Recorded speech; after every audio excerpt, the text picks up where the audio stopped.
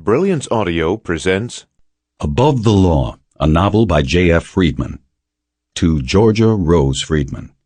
Your arrival into this world changed my life forever. Part 1.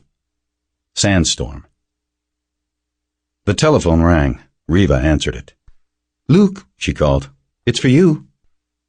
"You the fellow looking to buy a vintage Triumph motorcycle in decent to excellent running condition?" It was a man's voice, old-sounding, roomy, wheezy. Decades of cigarettes and cheap whiskey had gone into fine-tuning that voice, which had a mocking tone on the decent to excellent part. I felt a quick heartbeat skip, but I didn't want to get too worked up. I had drilled this well a couple times already, but the holes had been dry. My old ride had been trashed a few years back by someone who didn't like what I was doing, which was defending a very unpopular man on a murder charge. That my client ultimately wasn't guilty of the crime for which he was charged didn't bring my bike back to life. But what with getting married and having my son and all, I hadn't done anything about replacing it.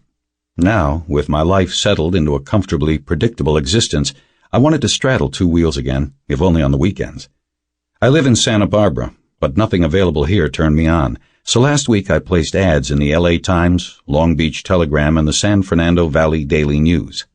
Wanted, vintage Triumph Bonneville motorcycle, in decent to excellent running condition or capable of being restored at a reasonable price. I had some responses the first couple of days the ad ran, but either the price was too high or the motorcycles needed too much work. What I had thought would be an easy transaction was becoming increasingly frustrating.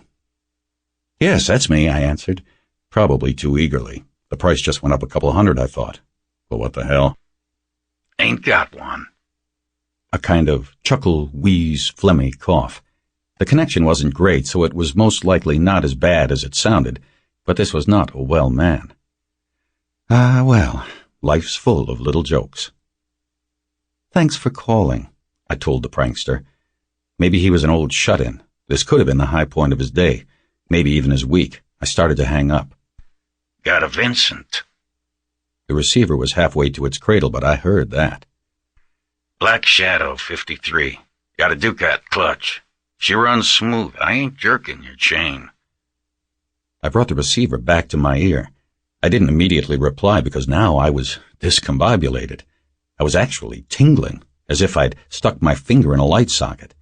Except for an ancient Harley I'd had as a kid, which threatened to snap my ankle every time I kick-started it, I've always owned British motorcycles, mostly Triumphs. It's the feel. I can't explain it.